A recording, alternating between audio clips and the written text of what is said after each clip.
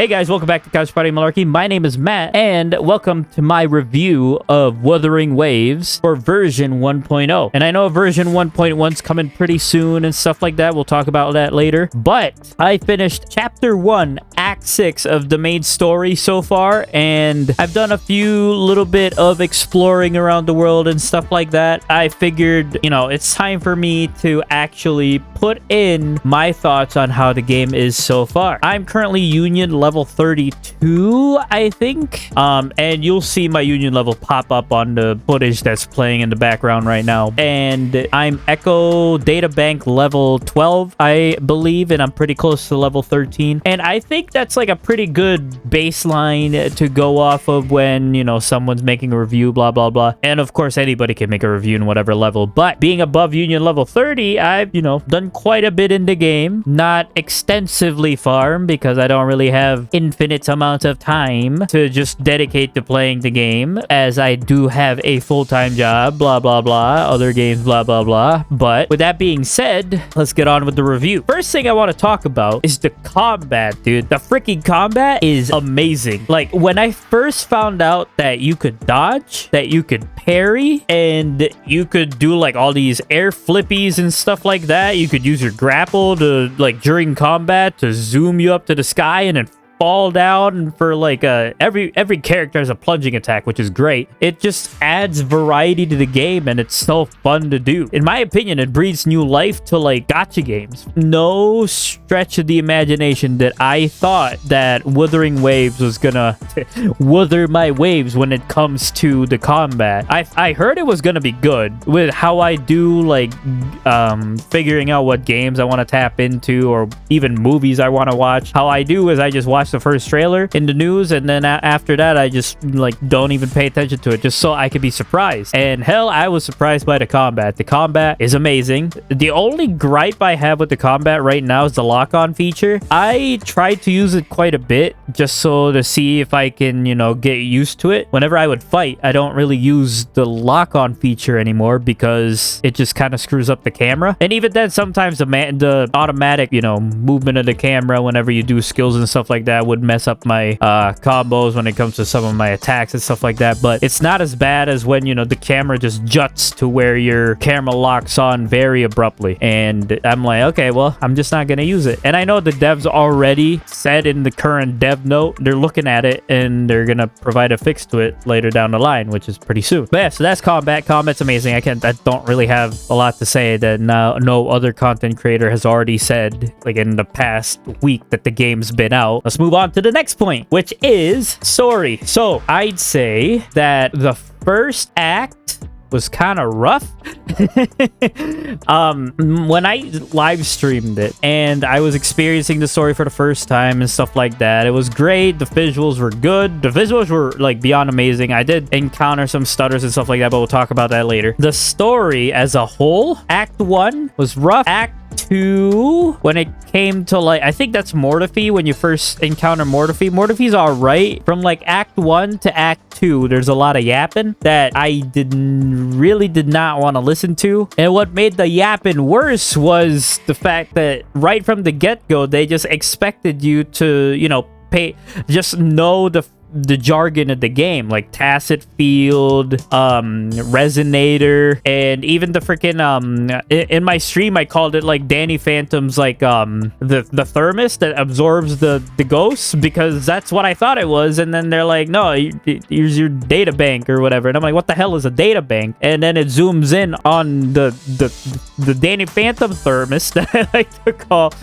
and I'm like, oh, it's that. If only they explained that or showed it before they even like tried to explain different things using that jargon that I have no idea what the hell it's about. But yeah, so that's Act 1 and 2. Act 3, I believe, is Scar. Act 3, I think, is when the story like goes a little bit, and just because Scar's acting and narration of the story with like the black sheep and the herd and the evil shepherd and stuff like that was amazing. Of course, you had the option to skip all of that and just fight Scar right away, but why would you do that? The visuals were amazing. It was a treat to go through, and the voice actor for Scar is great. So that's Act 3. So far we're like down here, and then you little divot for Act 3. Act 4 kind of dips down a little bit more. So like we're at right here, right? Plateaus a bit.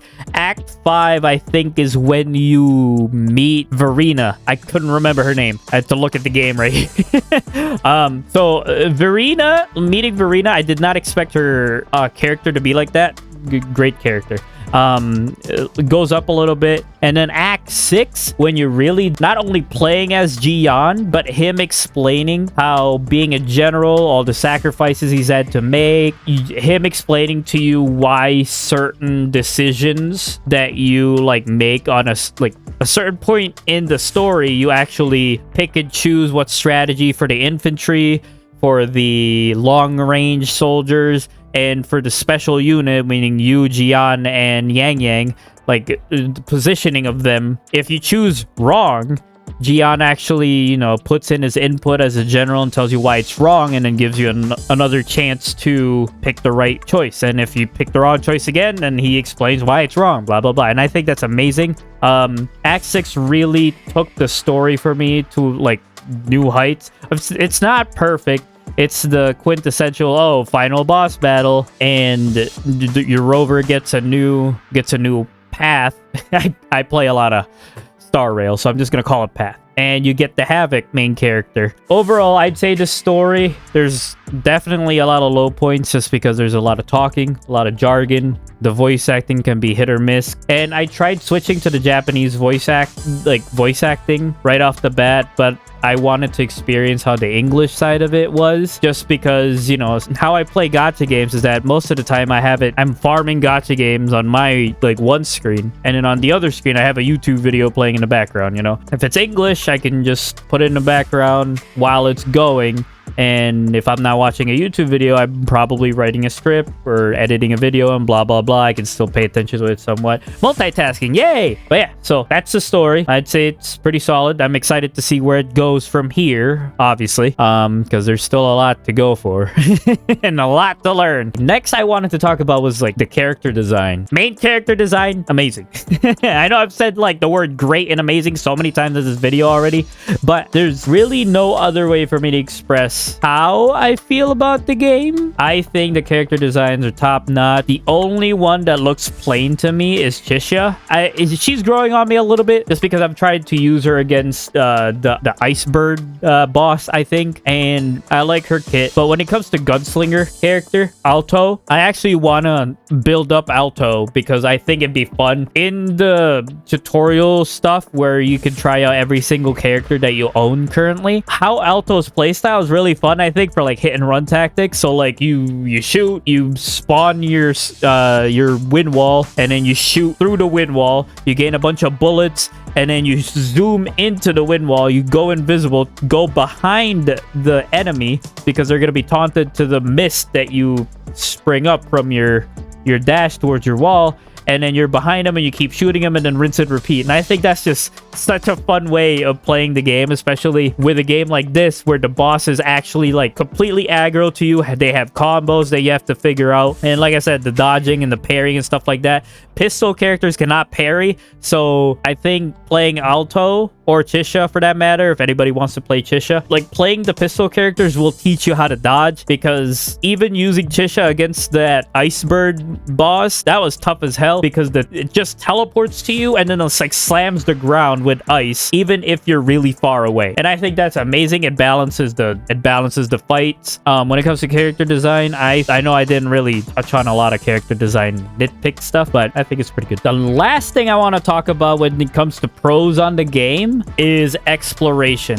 And exploration and movement in this game is phenomenal. You have the grapple hook. You have the tab menu that they give you so many freaking gadgets to use in the overworld that like helps you explore the world and collect as many gems as you can towards your pulls and stuff like that. The mobility you have, there's even like cannons in the overworld that if you activate it, it shoots those grapple hooks like in certain spots where the game knows that it's hard to cross. For example, there's like this broken bridge that there's a cannon there, you activate it, it shoots like a grapple hook there, and then you can grapple and you can get to the other side of the bridge that you would have to like go around normally. And I think that's a really good way to implement implement that sort of movement. And the fact that you can run up walls and parkour and stuff like that normally, it's great. You don't even have to use an ability to be able to run up walls, and it makes it so much fun to traverse through the world while you're sprinting and just running on the ground, and you just hold your sprint button. If there's stuff in front of you, like I said, you just parkour over it. And the best part about the stamina system is that it only reduces your stamina when you're running or sprinting or parkouring if you're in combat. If you're not in combat, you can run as much as you freaking want, dog. It reduces your stamina also when you're running up walls, when you're gliding down, but that stuff makes sense. A lot of chests and the puzzles and stuff like scattered around the world. Very different from games like Genshin and stuff like that, where you have to use your brain a little bit more. Now, when it comes to the cons of the game, I touched on it a little bit on the first part with the story. Voice acting definitely right now is like lacking direction, and that's not foreign to the gacha space or the content creator space in YouTube. It's a very outwardly voiced opinion everywhere, and I completely agree. The first time that I listened to the story, and you know, Yang Yang's first line of "oh, you're awake," blah blah blah, it was fine. But then when her and Shisha kept on yapping and you put it on auto, for some reason they like to just cut over the character that's like currently talking right now. And some of the direction when it comes to inflection and emotion towards some of the lines, I think kind of got lost throughout the way. And it might be because of just lack of attempts on certain lines and stuff like that, because I know that's a huge thing in the voice acting industry, that you only get one attempt at a line, blah blah blah, and it sucks. But like, you know, that's where direction comes in, and it's a factor to it. I can't really say much more than what's already been said throughout the community regarding that, so I'll just leave it at that when it comes to the voice acting. Now, this one is less so a problem for me, because once I tweaked my settings a little bit, it pretty much fixed a lot of my problems when it comes to hiccuping on my PC. And it's not like my PC's like dog, you know. I upgraded it like a few months ago. Excuse me, I'm dying. A lot of people have been reporting, like the mass player base have been reporting, that there's a lot of hiccups, network issues, disconnecting, crashing, can't run on their PC, can't run on their phone, blah blah blah. And I firmly believe that that's happening, but I can't, like I said, I can't say for me, and I can't vouch for myself on that regard, because it works perfectly on my computer. On my phone, I just lower the settings to the lowest, and the only high settings on my phone whenever I play it on my phone is the FPS, because I like 60 FPS. It burns the shit out of my phone, but you know, I only play it for my dailies whenever I'm at work and break or something. Plus the devs, holy shit. The devs are so receptive. Kuro Games, man, I bow down to you, my boy. Y'all are working 24/7 to make sure this game runs as smoothly as it can to everybody. Launch was kind of rough when, like, as I heard that to some people in the community that played the game on launch, and I feel really bad for them that they couldn't experience the game as a whole completely until like a few days later when it got patched down. And it's still being worked on currently. Every single time I log into the game, it's like patching something. And that to me shows that it's the devs' dedication to make sure it runs perfectly. You experience the game as they intended, and you get to play it how you want. And I think that's an amazing and really good relationship that Kuro Games can have with their community, like as a bridge towards it. Aside from that, I can't really think of any more cons, because I can nitpick the game as much as I want, but like, what's it gonna do?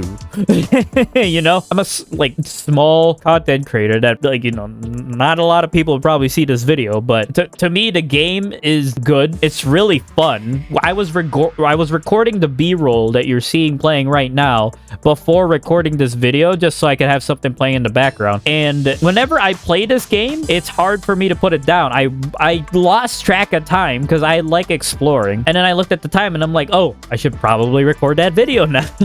The abilities are so fun to use. There's advanced techniques when it comes to combat. You can cancel animations to go into the next character's animations right away. Your echoes, the echo system, it increases the variety in the combat even more because every single echo in the game that you can absorb into your data bank has some sort of special ability that if you put them on the first slot on your echo team or your artifact slot, whatever, you get to use their ability, and each one has a unique one. So it like varies up your gameplay if you really want to and you don't want to play the meta, and that's completely understandable. This game you don't have to spend money on. Like, you really don't. The main character is broken. Like, literally, my main team, I'll show it on the screen. My main team is Havoc, MC, Don Jin, and Verena. And with all the compensations that Kuro Games has sent out within the last week because of all the patches, all the fixes, all of the communication issues and stuff like that, they give you enough 5-star selectors, enough pulls, enough astrites, and quite recently enough stamina to even catch up in the game. I'm like going into a lot of tangents. I know there's not one coherent idea and thought in this video, and I apologize for that. I was writing a script for it, but I really quickly realized that I'm gonna start like going off script anyway because I really want to talk about this game and how good it is and how much fun I'm having. When it comes to my group in Couch Party Malarkey with like my friend Steve and my friend Samori, I'm the gacha gamer in the group, and as gacha games go, it's amazing, man. Like my main gacha games are Honkai Star Rail and Dragon Ball Z Dokkan Battle, and then this now, and it's like 3 different types of playstyles for gacha games, and that just like more playstyles the better, you know. And it's just gonna keep getting better in the future. Fingers crossed. Kuro Games keeps, you know, pumping them great updates out, keep communicating with the community, and just keep doing them and making sure the game goes as smoothly as it can for the foreseeable future. That's about it, man. With that being said, I actually wanted to do this during the video, but I just went ahead and recorded it first. But I broke free to play, and with everything that I was saying regarding how Kuro Games has been dealing with the game, it's worth it enough for me to break free to play for the battle pass. For the battle pass, the Astrite deals are gonna stay how they freaking are, because I still stand by what I said. You don't have to spend money to do well in this game, to have fun in this game, because they give you enough pulls, they give you enough gems, they give you enough incentive to explore and stuff like that to gain all your gems and all your pulls. You don't have to spend money in this game. You don't even need the battle pass. But for me, I want to support Kuro Games wholeheartedly. I really want to support Kuro Games and what they do, and whether or not I'll buy the battle pass again, the next iteration of it, we'll see how they've been handling 1.0 and launch. I love what they've been doing with it, and I want them to keep going. And to show that support, I bought the battle pass. Do I regret it? No. Am I gonna buy any more of the packs? No. I know Yinlin's coming out soon. That's not gonna affect how much money I spend in this game because I'm limiting it to the battle pass. And with all that being said, thank you all for watching this video. Don't forget to like and subscribe, blah blah blah, content creation, and look forward to more videos in the Couch Party Malarkey channel. And let me know if you want to see more Wuthering Waves coming from me. Hope you all have a wonderful day / night, depending on your time zone. And I'll see you guys later. Bye-bye.